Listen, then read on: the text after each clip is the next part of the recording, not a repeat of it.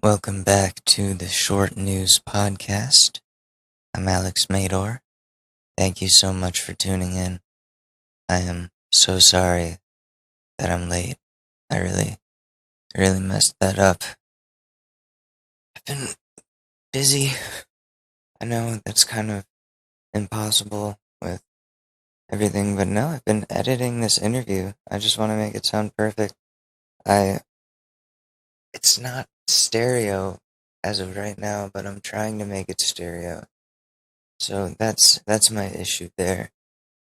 Um, Really not much to update you guys on news-wise. Um, I honestly can't think of anything. We have a really cool interview, though. And I got banned from my town's Facebook page because I made a post on there that was exposing all of the racism in Ridgefield, Connecticut, and they took it down and banned me. The dude who's in charge of the page, John Fry, he's a state representative, and the article had or blog post had some choice things to say about him. And, if he wants to silence people, then I'm gonna make his life hell. Like Killer Mike said, bully your politicians. You can't just let them, silence your voice when you have an opinion, when you know there's an injustice happening, and they just choose to delete you. It's fucked. It's absolutely fucked. And I'm not standing for that. I don't know what I'm gonna do yet, but John Fry, if you're listening to this, and I know you're checking out the site now that I've fucking used your name, you have warranted the wrath of this podcast. I'm gonna make ads against you, protesting you. I'm gonna make it my lifelong thing, making your life a living hell, John. Until you stop silencing my voice. Put me back on the goddamn page. Like, how stupid can you be? That, you can't accept criticism as a politician, so you just delete the person from the whole town page. Like, there's no reason to do that. Absolutely none. Other than he felt offended. And dude, you're a public fucking figure. People say shit about me all the time. They think I'm like some part of some liberal conspiracy. They say I don't know my ass from my dick. I don't know anything. I'm stupid. The show is stupid. I've heard it all. I've heard it all. People said they want the cops to kill me. Like, does it faze me? Not as much anymore. But obviously, John Fry, this has upset you to the point where you had to delete me from the page. So, John Fry, get ready for your life to be a living hell. You're not allowed to do that as a politician. You're supposed to be able to hear everybody. Last I checked, and I know this is the most Republican thing I've ever said. Last I checked, I woke up in a free country.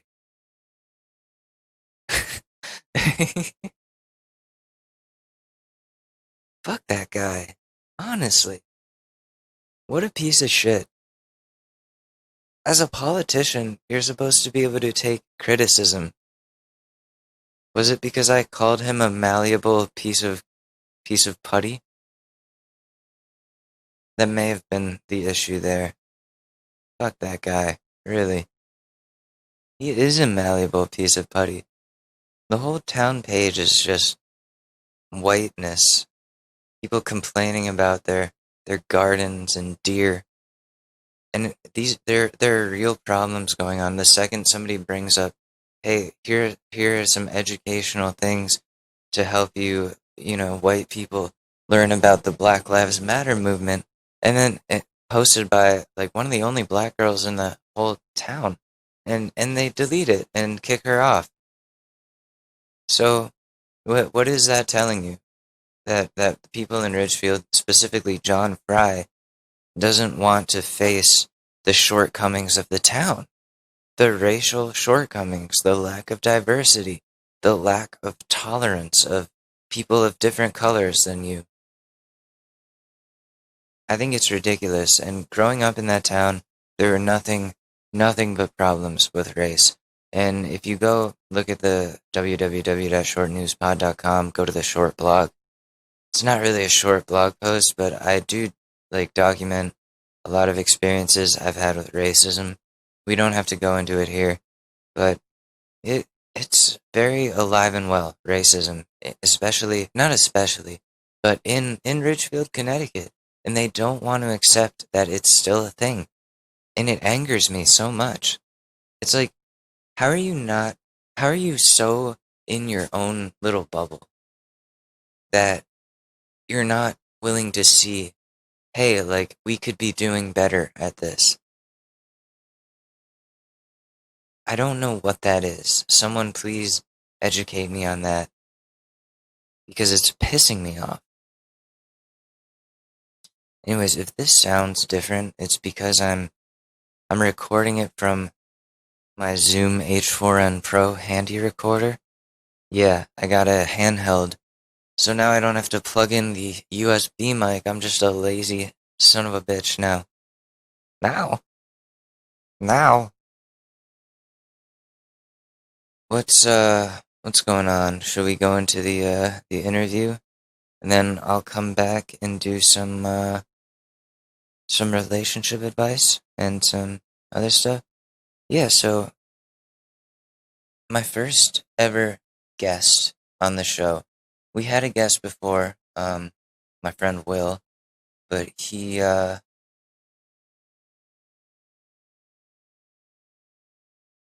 we talked about some not controversial, we talked about drugs, and he also, like, said, kind of doxed me by accident.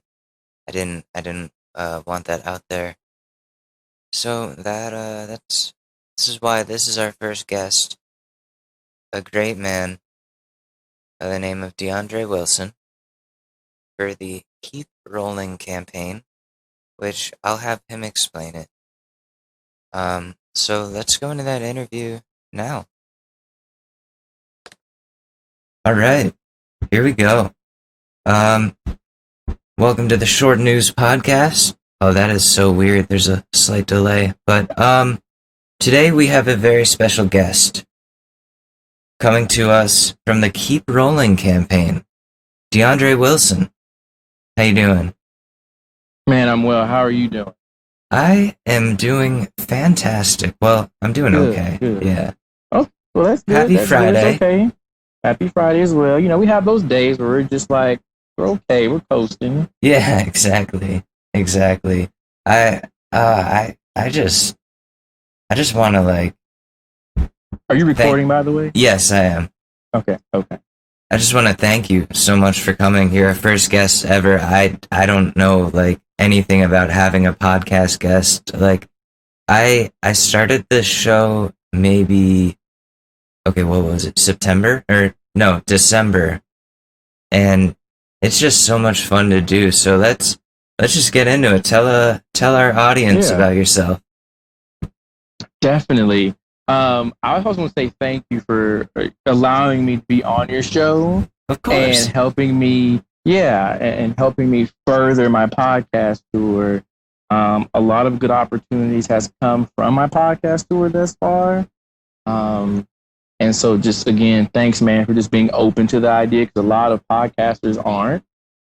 So thanks for being a creative, and thanks for, trying new things. That goes a long way and speaks volumes.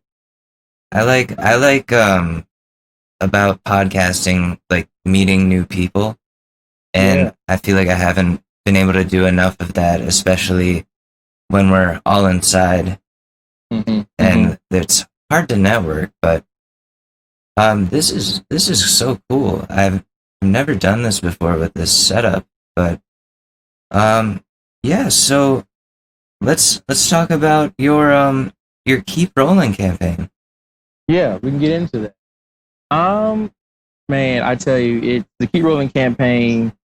It's evolving every single day. There's something new. I'm learning something new each day about having my second business. I'm learning so much about myself going forward with this campaign. I'm a firm believer of baby steps, so I've been kind of grooming the business to get it where it's at today for quite some time. Just kind of taking my time because this thing could be huge if done right. So Absolutely. there's a lot going on behind the scenes that's keeping me up, keeping All me right. tired. But that's Yeah. being an entrepreneur. That's getting after it. That's staying with it. Yeah, And exactly. so yeah, and I'm just blessed to be here today and have come thus far with the Keep Rolling campaign. Yeah. So for your listeners, I'm in Evansville, Indiana, which is right next to. If you look at the state of Indiana on a map, Evansville is at the very bottom, Okay. really close to Kentucky. Okay. So that's where I'm at. The Keep Rolling campaign itself, I mean, in just a year's time, it's become this community recognizable, celebrated thing. It's a thing now. It's actually appreciated, to see me go down the street with a tire that says Yeah. cancer sucks on both sides, to get everyone rallied behind my initiative. And just to share that love and support is Yeah. inspiring just for me because I need it. I need it. Especially what's going on in the world currently. All the support and all the love is definitely needed. It's It's keeping me therapeutic. going though. It is, it is therapeutic because the tire has this constant sound that it's making, Ooh. so I can kind of like zone out a little bit. Yeah. Yeah, That I have my headphones in as well, so that helps. that's really cool. The tire sound that reminds me of what are they called? Singing bowls. Have you ever seen those? I Like have. Tibetan singing bowls. You just like spin them around for a while and it makes like a Yeah. consistent sound. So I totally get that. Like when you Mm-hmm. get in the zone and it's very Yes, calming. it is. It is. You do have to get in the zone with this because I mean the tire weighs 230 pounds. Holy I'm moly. rolling it. Yeah, yeah. I'm rolling it for miles at a time, and so finding that space and being able to concentrate, and then kind of tapping into like the mental toughness of it. Yeah. I need the headphones. I need to uh, find the kind of zone out, but yet still concentrating because I don't want to lose control. I don't want to damage a car, damage something. So all that is kind of goes into play when I'm out on one of my daily roller. Yeah. I mean, I'm just amazed. How many pounds? 200 and Yeah. So when I started this whole thing, I weighed 240. 240. Okay. Holy. Like I can't imagine. Like I weigh maybe 120 pounds. So Mm-hmm. 240 to me, I don't think I'll ever be able to do that. So that's amazing, man. That is so cool. And just the cause on its own, like it was very touching to read your story. And as somebody who has family members who have passed away from cancer, fought cancer, I guess it's genetic. It's really good to see somebody doing something different to raise awareness. Yeah. Yeah. Absolutely. Yeah. That's the whole point with the Keep Rolling campaign. I have three core objectives: cancer awareness, fitness, and community conversation. And so with the cancer awareness piece, I dedicate a month to a different nonprofit, Nice. and I will dedicate 40, 50, 60 miles to that nonprofit, and people can donate to me, and I will raise funds for that nonprofit. That that's awesome. Like Thanks. going out there and doing something. I think that's something that I've been talking about on this show, like not just with causes like this, but politically, people feel like they can't make a difference on their own. But if you really just put yourself out there and just do whatever it is that you're passionate about, like you're gonna definitely see positive results. Absolutely. And I agree with that. I mean, something as simple as planting a garden. Yeah. Or cutting, your elderly neighbor's grass. I mean, It doesn't take a lot. It doesn't take a lot, but it does take consistency. Yes. Which could be a lot, I guess. I guess if you think about it, it could be a lot, but it starts with being consistent. You can make an impact. All right. Yeah, that exactly. And I think a lot more people need to know that in this time, especially I keep saying this, it's such a dark time in society, and we as people, we need rays of hope, what you're doing. Yes, we do. Yes. And I agree with that. Yeah, absolutely. And I want to see more people doing stuff like that, because I remember growing up, we did in high school and middle school, we did a Relay for Life, which that's just one night, and you walk around the track. That's and I don't know. It raises a lot of money, and I think that's great, but what you're doing is super different than that. It's the same concept of exerting a certain amount of energy, but you're exerting so much energy. and you do this daily? Yeah, so I'll this week I haven't. I've been in the gym a lot training. Okay. I work at a gym as well, so that's one of the benefits is being able to work out. Yeah. But starting Monday, I will go into training to get ready for my first campaign, which will be July 1st, that I'm going to dedicate the entire month of July to a nonprofit. And so I'll kind of get into the routine of going probably Monday, I'll probably go 6 miles, something Tuesday, probably 8 miles, work up to it. That way for the entire month of July, I'm ready to go. And I'll probably dedicate 40 miles to that whole month of July. Oh, that's so impressive. I'm just, wow. But it also it burns to think about, but you're getting a really good workout. Absolutely. It's a full body workout. And I don't want to make it sound easy. When I first started this, it was just to work out. It wasn't the Keep Rolling campaign. I just wanted to own my health. Yeah. Once I built muscle and confidence and started to lose weight, I took the tire out, and then it blew up to become what it is today.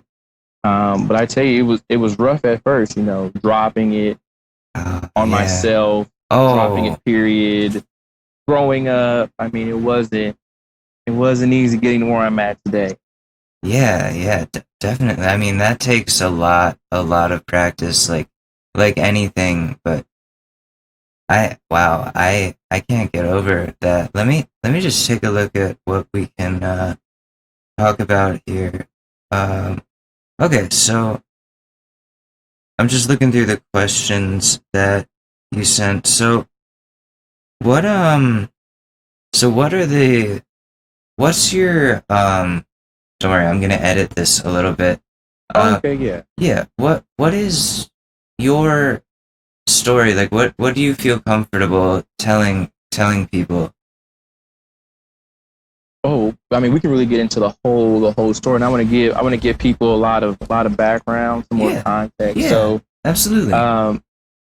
The whole thing, the whole birth of the Keep Rolling campaign, before it was even the Keep Rolling campaign, my father, he was battling stage 4 liver cancer and colon cancer. Yeah.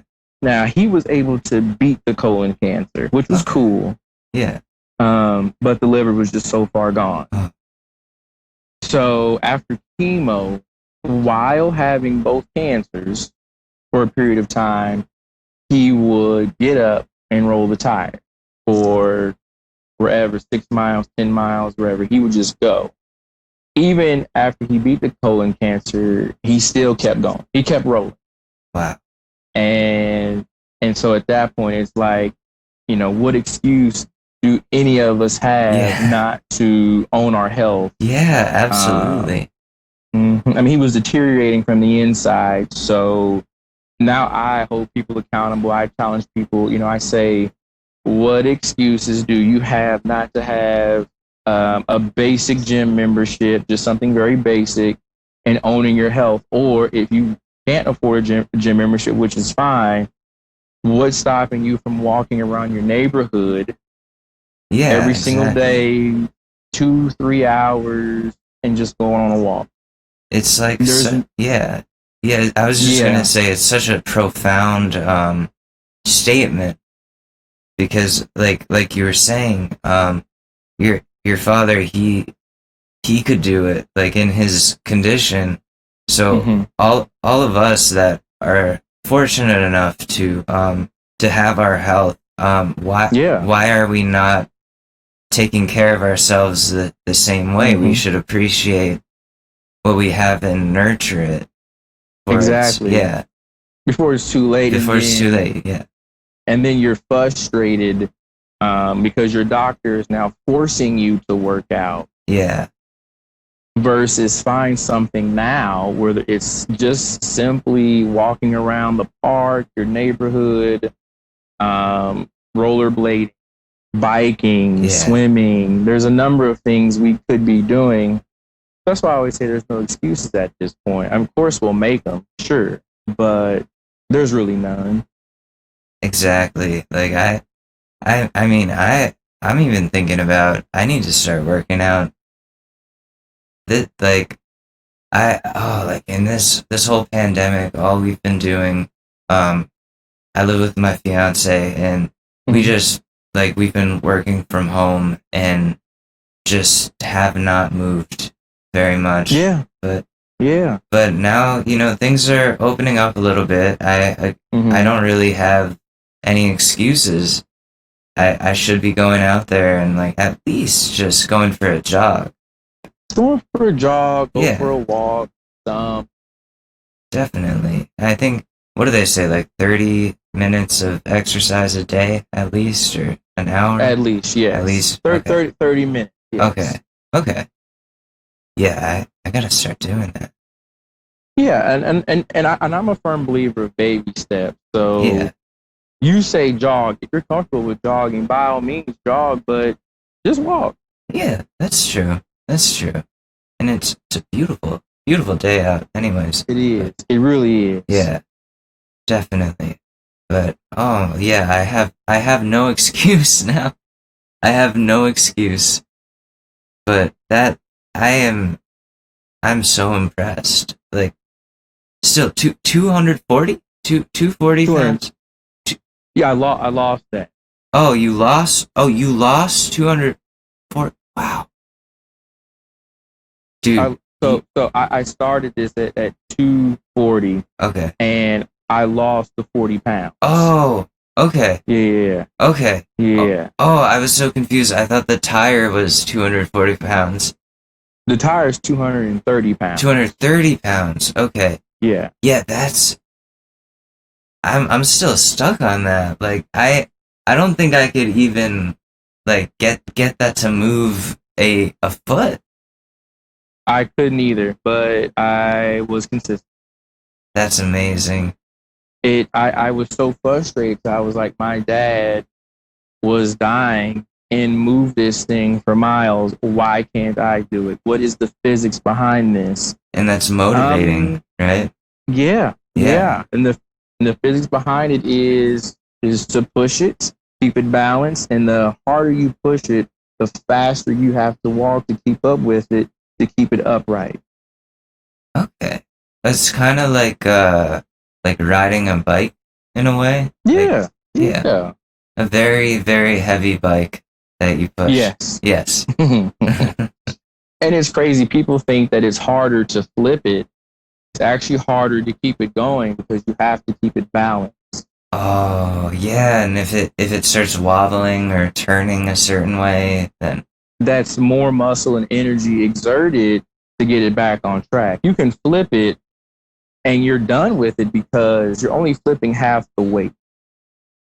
It's not okay. like you're picking the tire completely off the ground to flip it. You're raising it up while there's still half a portion of the tire still on the ground. Right. So at that point, you're only flipping 115 pounds, which is a lot. It Yeah. is. Yeah.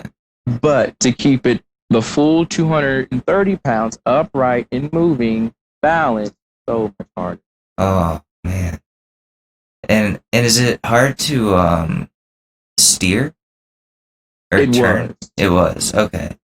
Yeah, the whole time I was trying to figure out just how to move this thing. It was difficult. Like I said, it would fall on me or on over the other way on the ground.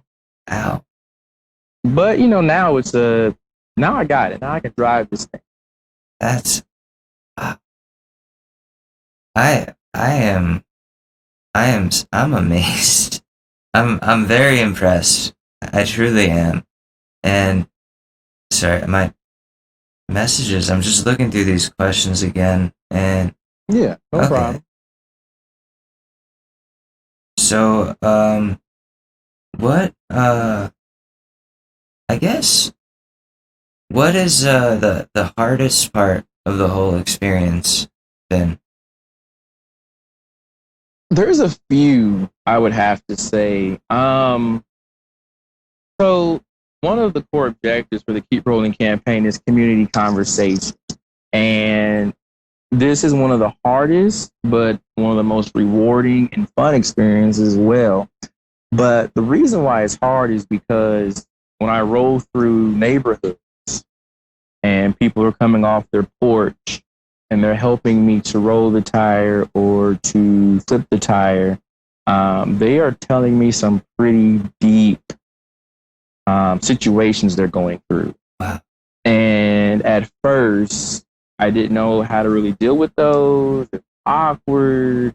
I was like, why is this stranger telling me their personal business? I didn't really want that to happen, but I guess through trust and they see my dedication and what I'm doing, they become more open. And so that is hard to uh, be in that moment and just listen. I try not to judge. I try not to offer any solution because I'm a firm believer if you just say it out loud, talk about it, Yeah, you'll probably just find the answer yourself. I definitely, yeah, definitely. That's like an introspective, but kind of external introspection. I don't know how to word it, but yeah, usually you can talk through something and Yeah, just getting yeah, getting what it is like out somewhere. absolutely. And I mean, I have offered some solutions to some local nonprofits that help with certain things if the person brings it up. Okay. I don't want to sound like, I'm pushing this on an individual, but I just figure if you vent, and it has happened, people have vented and they get to the solution. They have fixed it themselves. And I have Wow. gone Yeah. back through the neighborhood and seen some changing. Awesome. Wow. That's so let me just let me take a look here. Um I guess another question I could ask is what else would you like the listeners of this show to know? Well, there's a few things. Okay. So the first is I have a documentary coming out, Okay. and I'm telling my story, my dad's story, getting some community input. It's going to be a great time. I also want to tell people if you're thinking about making a documentary, please think again because it is stressful. It's fun, but it's stressful. Yeah. You have to account for everything and things pop up and You have to get so much. It's a So lot of footage. I love it. It is a lot. We probably have 50 hours of, I would say maybe 20 to 30 hours of footage. Wow. And we're going to edit all of that down to 45. Wow. And we're still getting more footage as we go. That I definitely look forward to seeing that. Make sure you send that over, because I want to be one of the first to see it. Absolutely. I have a teaser dropping next week. Next week. Okay. Yeah. Yeah, documentaries are the new thing. You know what I mean? Like on Netflix, it seems like there's a documentary for everything, and I love it. I love it. Like, there's no reason to complain, because it's just learning about, like, something, whether it be educational or a cause, like in your case, like a specific cause, or like a what was the one that I saw? Oh, I mean, or something like Tiger King with or just, and you learn so much about society as a whole, and that's always really cool. So I can't wait for that, to see that documentary. Thanks. I can't wait to. It's out, and I'm officially done making the thing. Because, man, it's wearing a GoPro. It's getting this footage. It's coordinating. Yeah. I'm ready for it to be done so I can move on and pick up something else or do something else for the Keep Rolling campaign. This just takes a majority of my time. Yeah. But the next thing I want to share with the listeners is never say never. I remember when my dad was rolling the tire, people would say, "Hey, DeAndre, are you going to do it too? Are you going to roll the tire? And are you going to get one?"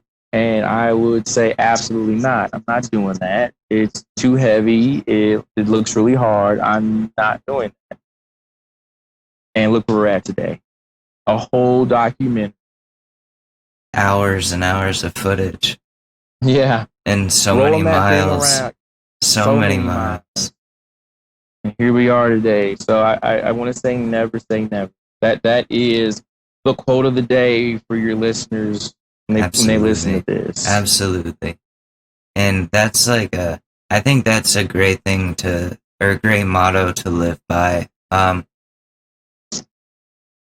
And just cause yeah, you don't know what's gonna happen. Like, nobody knows exactly, like, where they're gonna be in 10 years, or, like, there have been things, like, what I'm trying to think of something.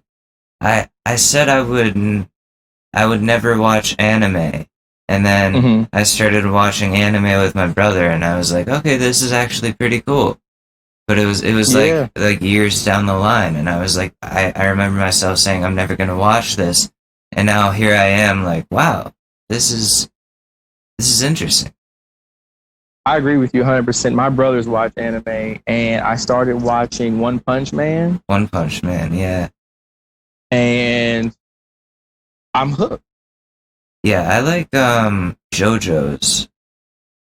I have to watch. JoJo's Bizarre Adventure. Yeah, it's that's a good one.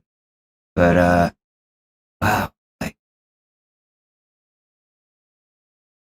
never say never, people. To all the short news listeners out there, whatever it is that you are passionate about and you want to change the world with it, just do it. Just go out and do it. Absolutely. And I mean, and the thing about it is, you can't have the good without the bad. It has to come. So when I'm out rolling, so like when I'm out rolling the tire, or if one of the listeners decides to plant a garden or sell t-shirts, or I don't know, whatever it is, understand that you're doing good, but the bad has to come. So prepare for it. And I have stories about that where people have said it's stupid, it doesn't make any sense, I look funny. I've been stopped by the police. Jesus. So, I mean, yeah, you're gonna have the bad. It comes with Yeah. it. What else have I experienced? Let's see. I get hit on a lot. Now, some people may argue, well, that's not so bad, but it does get annoying. Yeah, that's understandable. Yeah. Let's see. So that's kind of good and bad, depending on how you look at it or what's being said. Yeah, anytime that somebody becomes like a public figure in any way, there's gonna be people that are just mean.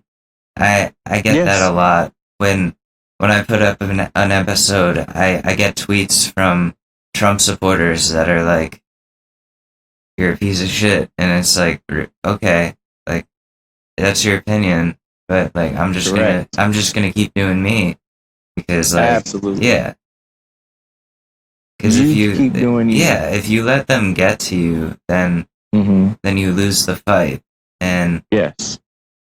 it doesn't even need to be a fight if you just let it be. Just ignore them. They're like hate is such, I don't know, like haters, especially on the internet, if you just don't respond to them, or if you just hit them with a like, okay, it doesn't really go anywhere. They can't, like they don't have fuel anymore. Kill them with kindness every time. Yeah, definitely. Like I had someone tell me I didn't know like my ass from my nose because of the news I was talking about, and I was like, yeah, you're probably right, honestly. And they didn't have like anything to say after that. It was like, huh, that worked. That worked. You didn't lose your temper. You didn't try to fight back. Yeah. Yeah, exactly. Yeah. Be calm, cool, collective, and you won. I know there's a social influencer I know that it does the same thing. You know, talk about news a lot, what's going on in the world. And anytime someone says anything, he just blocks them.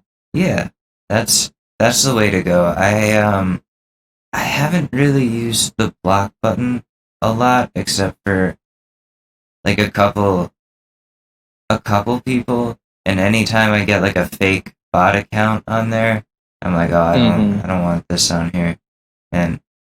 But yeah, I know a lot of people say the block button is a very empowering tool. I think Monica Lewinsky said that. Yeah, it's a very powerful tool.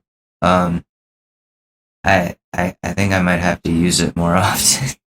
Yeah, that is what it's there for. Yeah, because I don't know, like with everything, like the social climate that we live in right now, the socio-political climate, I guess you would call it. It's so frightening. Everyone's so quick to jump at each other, like to jump at each other's throats, and it's like, people can have different opinions, but I think we can all agree, or should all agree, that human rights are like something for everyone. Basic human rights. Like that doesn't have to be a bipartisan issue. And I think people just kind of get really caught up on Twitter especially. I don't know if you're on Facebook, but like people there too, they just jump at each other. If somebody like disagrees, they're like taking personal jabs at their character, and it's like, well, you could just say why you disagree. You could. Yeah. Exactly. You really could. Exactly. We went from having an adult conversation of why we agree or disagree, and said now you're taking personal jabs. Exactly. For no apparent reason. Exactly. So you're probably not equipped to even have the conversation now. Yeah. Yeah, like Cause then once the conversation is no longer about the conversation, then what's the point? Exactly. Then it's just two angry people yelling at each other. Yes. Yes, it is. And basic human rights, I have right to roll a tire down the street. Absolutely. For any reason. My tractor may have a flat tire, I need to change it. Or I want to lose weight, or for a good cause, or because I just feel like it. Yeah. And to get stopped lets me know where we're at here in America. That's really upsetting that happens, because you're rolling a tire. Like, yes. like there's nothing threatening about that. And the tire says cancer sucks on the side, right? Mm-hmm. It does. Yeah, so they should be able to see that and be like, oh, okay, this dude's doing a good thing. But yeah, I would like to be seen as, hey, that's a guy doing something positive in the community. Yeah. But I'm not. I'm seen as a threat. I'm seen as somebody that shouldn't be doing that, or it's stupid, whatever the case may be. And then, so instead of having an intelligent conversation with an officer and explaining to him why I'm doing this, and what my dad's journey was, it doesn't go that smoothly. I wish it would, but it doesn't. And so because it doesn't, where I live in Evansville, and on a much bigger scale, the country, it screams volumes to how far we've come, which is honestly nowhere. Yeah, exactly. Like people seem to forget, specifically white people. I grew up in a dominantly white town. I'm half Korean. Things were weird, but like, people seem to forget that the Jim Crow laws were only lifted 60 something years ago, maybe, and there's still systemic oppression that's happening. It's it's even louder during this administration, but like it's been there forever. Yes.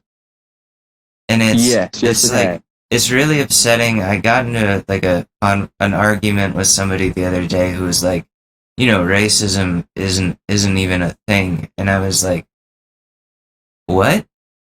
Like, what do you mean? That came from a very privileged person. Yes, absolutely, because you're being stopped for doing a fantastic thing. And they should be supporting you, if anything. They should. Yeah. They should. Officers should not be approaching me as a suspect. Yes. They should be approaching me as maybe someone in need of help. Or just as like a fellow member of the community. Yes, a human being. Exactly. And it's quite interesting that, and I'm a very honest person, and so I try to explain what it is I'm doing, and it's like it goes over their head in one ear, out the other. But what's interesting, what's quite interesting, is that I always say to them, the ones that give me grief, I always say, well, I'm just training for CrossFit, and they leave me alone. Okay. So like, why do I have to lie? Why is CrossFit the thing that makes them go away? Like, why are they like, oh, CrossFit, that's fine? Like, I would, why? Like, if I were a cop and you explained to me what it was, I would be like, oh, that's awesome. Like, do you need help? Yeah. That's the way it should be. That's the way it should be. It should be, oh, this is really cool. how can I help? How can I support? Do you need a water? Are you okay? Yeah, exactly. Exactly. Have a good day. Yeah. Yeah. But I I've smartened up really fast in my conversation with officers. Now, I will say there has been some really good ones that have stopped me, and I thought, oh crap, here we go. And then when the officer approached me, they want a picture. So that's really cool. Yeah. But in that instance of being stopped, I'm like, oh crap, here we go. Yeah, it's scary. It must be really scary. Yeah, it is in that moment. Yeah. It is. And then get out of the car. So there was two encounters where an officer had stopped me and got out of the car and wanted a picture. And that's on my Instagram. You can see that. So that was cool. Okay. And then another officer stopped me and gave me some Gatorade. Oh, that's really nice. That's cool. Those are cool. Those are cool, guys. Yeah. But, those three other encounters, you had blatantly disrespectful officers that it's like, you claim you're here to protect and serve. I don't feel like it. I don't feel safe with you. Yeah, exactly. Like, cops are supposed to be, like, I don't know, helping the community more, or like you said, protect and serve. And they're more about just busting people. Yeah, let me find, I get it. The tire's different. Yeah. It's out there. I totally get it. Yeah. It is. But approach it. You're curious. You want to know. Absolutely. Not like I'm a suspect up to no good. Why would I steal a tractor tire? That doesn't make any sense. Yeah. Why would I steal this? Yeah. If anything, wouldn't I want to steal like something of like value? Yeah. Tire doesn't cost anything. What am I going? I can't resell this on eBay. I can't flip this. And if you were stealing it, like, you wouldn't be able to, like, get far from whoever you were stealing it from. It's a giant tire.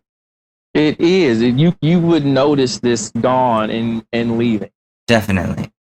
A local company gave me another tire, and the guy from way down the street noticed that I was rolling the tire. Now, of course, he didn't know that another person in charge left the tire out for me.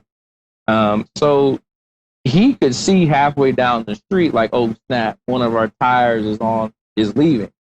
So I say that to say, like, you'll notice a ginormous tire leaving, regardless. Definitely. Yeah. So why would I? Yeah. No.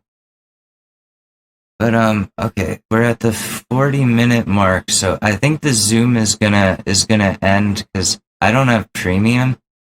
Yeah.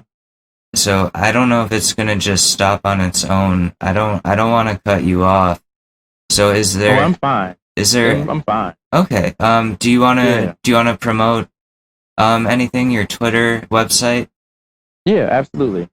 So for all the listeners, you can connect with me on Twitter and Instagram, DeAndre D. Wilson. You can connect with me on Facebook and LinkedIn, DeAndre Wilson. And the default picture is me standing next to the tire, so you can't miss me. Awesome. And then on YouTube, my YouTube channel, Keep Rolling Campaign. Got some videos on there. I need to do some cleaning up, but you can subscribe now. It is there with some content, but I need to get better and put more out there. So once the documentary is done, I'm going to get back to focusing on the channel, and the website is on its way soon. It's being put together as we speak. Fantastic. I'm looking forward to all that, and thank you so much for coming on the show. Yeah, You're our thanks first guest. Woo! Let's go. Absolutely. Thank you. Yeah, of course. And I look forward to hearing more about the Keep Rolling campaign in the future. Absolutely. Everything, the documentary's coming. That'll come out next year. Then we've got the teaser coming out next week. It's gonna be great. Awesome. All right, yeah. Let me know when, or send me a message when the teaser's out. I definitely will. Okay, awesome. All right. All right, Well, we man. got to wrap it up, but thank you so much. No problem. And I'll talk to you, talk to you later. Talk to you later. All right. Peace. Peace.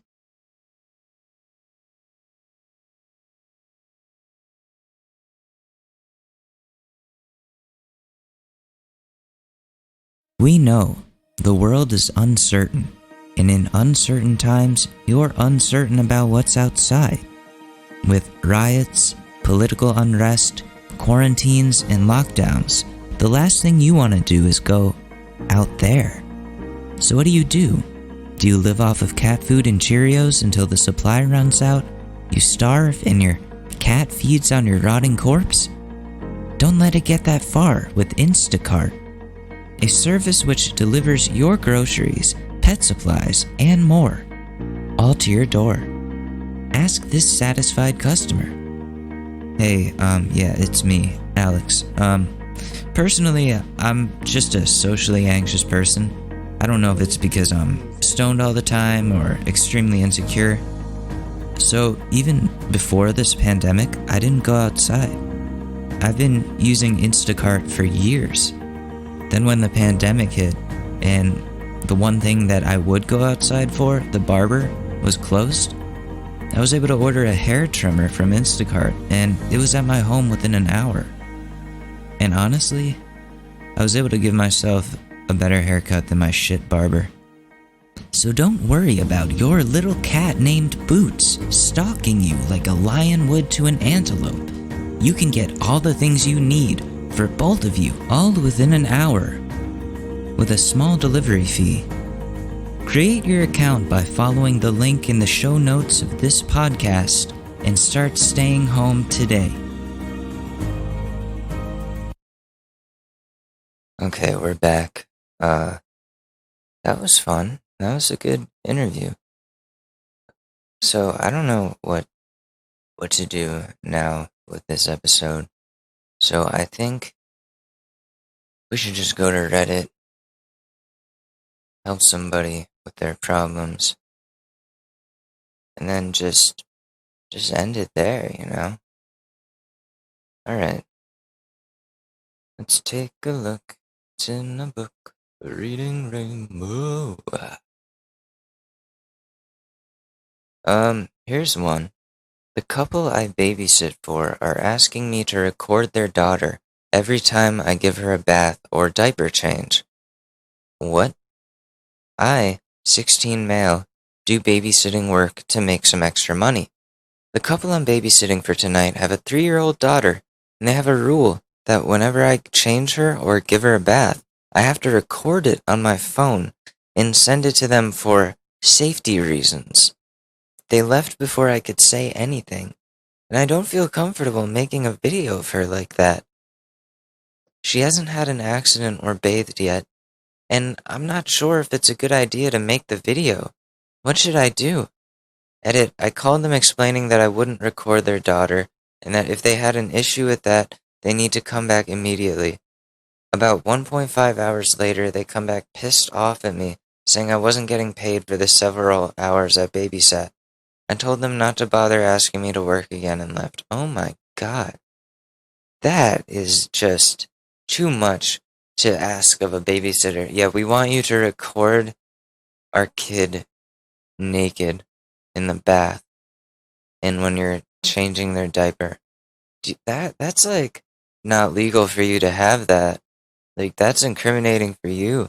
You don't want that shit on your phone or sending that. You could get in so much trouble. What if they're setting you up? Fuck that. You don't want to work for people like that. You don't want to take money from creeps like that. You don't need that. Right, Susie? You have anything to say?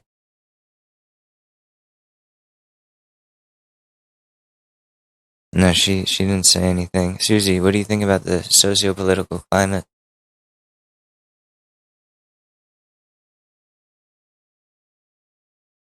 Wow, very insightful. So, that's what's going on with relationship advice. That's a whole disaster here. What do you have to say about the socio?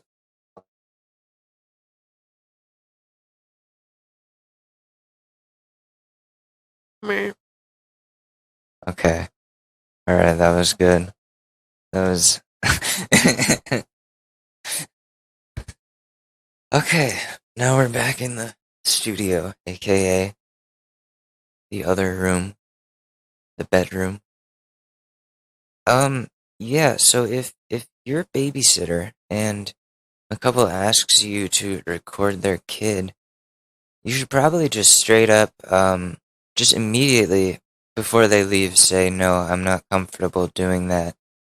You should find somebody else to babysit, and then just leave it at that, because what the fuck?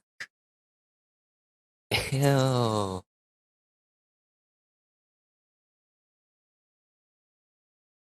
Um, here's something. I Oh wait, no. Do we want to do that one or an NSFW? Oh, that's sad.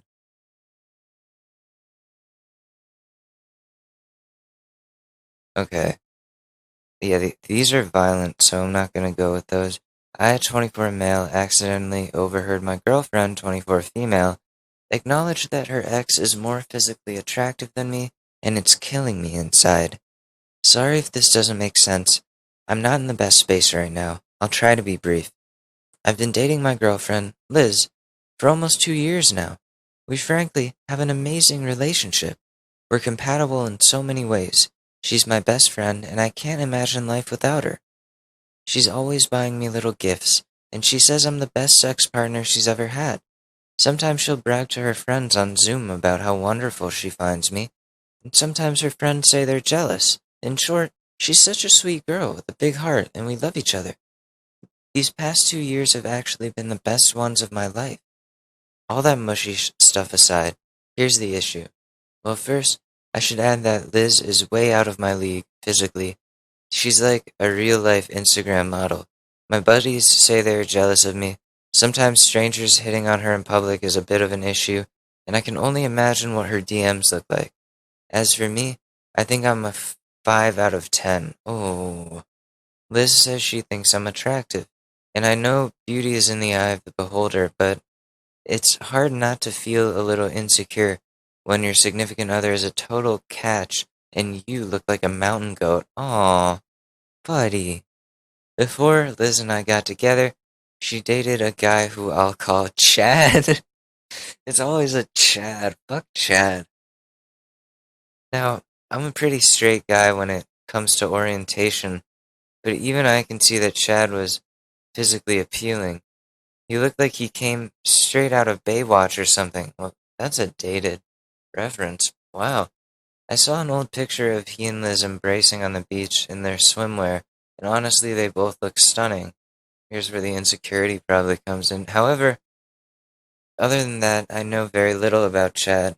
Liz never talked about him, and other than to say that they dated for 8 months, and he was a colossal asshole.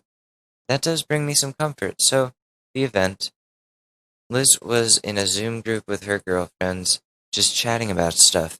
She does that a lot, especially with the quarantine stuff, obviously. I was in our room upstairs. We lived together in a university apartment, and I was browsing Reddit.